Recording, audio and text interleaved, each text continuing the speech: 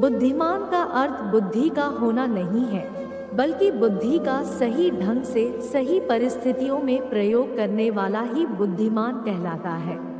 एक मूर्ख व्यक्ति को समझाना आसान है, एक बुद्धिमान व्यक्ति को समझाना उससे भी आसान है, लेकिन एक अधूरे ज्ञान से भरे व्यक्ति को भगवान ब्रह्मा भी नहीं समझा सकते हैं, क्योंकि अधूरा ज्ञान मनुष्य को घमंडी और तर्क के प्रति अंधा बना देता है। महात्मा बुद्ध की आज की यह कहानी भी हमें कि बुद्धिमान और चतुर कौन है, बुद्धिमान और चतुर कैसे बना जाता है, इस बात को समझाने में हमारे लिए बहुत मददगार साबित होगी। तो आइए कहानी शुरू करते हैं। एक बुद्धिमान व्यक्ति कभी नहीं कहेगा कि वह बुद्धिमान है, इसलिए नहीं कि ऐसा कहने से उसकी बुद्धिमत्ता कम हो जाएगी, बल्कि इसलिए क्योंकि वह ऐसा कहने की व्यर्थता को देख पाता है। महात्मा बुद्ध के जीवन से जुड़ी हुई एक छोटी सी कहानी जो आपको बताएगी कि वास्तव में बुद्धिमान कौन है। तो आइए कहानी शुरू करते हैं। एक नगर में एक लड़का रहा करता था और उसका दिमाग बहुत तेज था और उसकी खासियत यह थी कि वह किसी भी चीज़ को बड़ी जल्दी और आसानी से सीख लेता था। जहां अन्य लोगों को किसी काम को सीखने में महीने या वर्ष लगते थे, वहीं पर इस लड़के को उसी काम को सीखने में कुछ दिन लगते थे।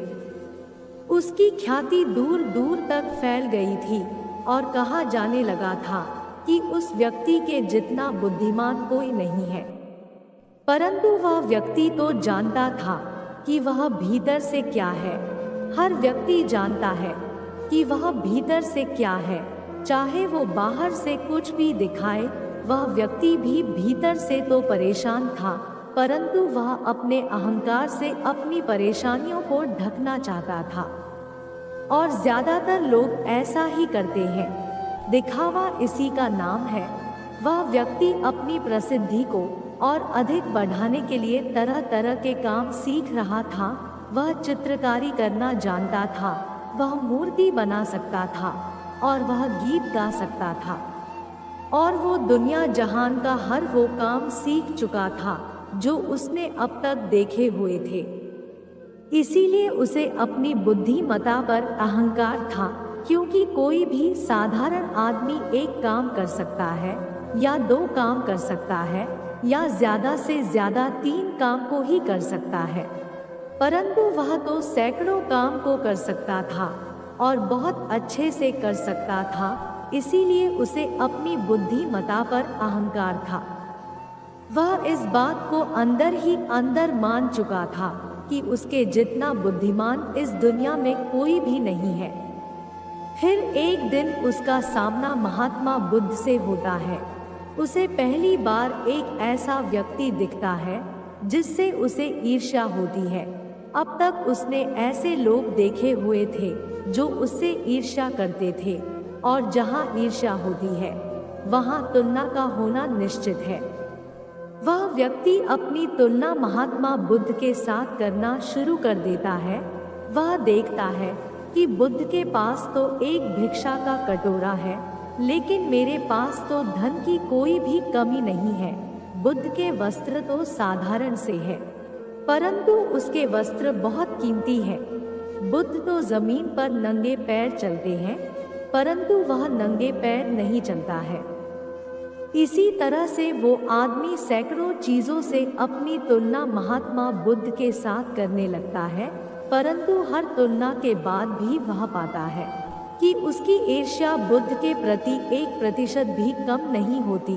वह व्यक्ति मन ही मन सोचता है कि मैं इस भिक्षु से अपनी तुलना क्यों कर रहा हूँ, जबकि मेरा जीवन इससे 100 गुना बेहतर है।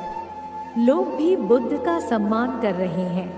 आखिर इसके भीतर ऐसा क्या है जो मुझ में नहीं है और जिसके कारण मेरे भीतर इसके प्रति ईर्ष्या है। बहुत देर अपने मन में उलझे रहने के बाद वह व्यक्ति तय करता है कि वह बुद्ध के पास जाएगा और उनसे पूछेगा कि उनकी उपलब्धि क्या है। वह व्यक्ति अपने सेवकों के साथ बुद्ध के पास जाता है और उनसे कहता है कि मैं इस इलाके का सबसे बुद्धिमान व्यक्ति हूँ और आप अपने आसपास जो भी देख रहे हैं मैं वो सब करना जानता हूँ। किसी भी कार्य को सीखने में मुझे बहुत ही कम समय लगता है। सभी लोग मेरा सम्मान करते हैं, परंतु इस सब के बाद भी मेरे भीतर आपके लिए ईर्ष्या है। मैं यह जानना चाहता हूँ कि आपकी उपलब्धि क्या है। ये सब लोग आपका आदर सम्मान क्यों कर रहे हैं? उसके बाद बुद्ध कहते हैं कि वैसे तो मेरी कोई उपलब्धि नहीं है, परंतु तुम कह सकते हो कि मेरी एक उपलब्धि है। वह व्यक्ति पूछता है कि क्या मैं जान सकता हूँ? तो फिर उससे बुद्ध कहते हैं कि मेरी एक उपलब्धि है कि मैं सभी उपलब्धियों को छोड़ चुका हूँ। वह व्यक्ति बुद्ध से पूछता है कि मतलब मैं कुछ समझा नहीं। बुद्ध उस व्यक्ति से कहते हैं कि क्या तुम्हें प्रशंसा अच्छी लगती है? वह व्यक्ति कहता है कि प्रशंसा तो सभी को अच्छी लगती है। उसके बाद बुद्ध कहते हैं कि क्या तुम्हें निंदा अच्छी लगती है? तो वह व्यक्ति कहता है कि भला इस दुनिया में कौन है जिसे अपनी निंदा अच्छी लगे?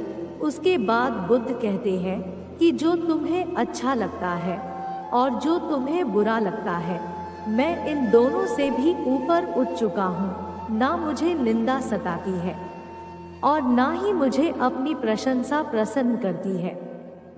बस यही अंतर है तुम में और मुझ में। और उसके बाद वह व्यक्ति बुद्ध से कहता है कि परंतु यह कैसे संभव है? बुद्ध मुस्कुराते हैं और उस व्यक्ति से कहते हैं कि तुमने सैकड़ों काम सीखे, लेकिन एक सबसे जरूरी काम को तुम सीखना भूल गए। वह व्यक्ति बुद्ध से पूछता है कि कौन सा काम? बुद्ध कहते हैं कि अपने मन को नियंत्रण करना। क्या तुम्हें आता है?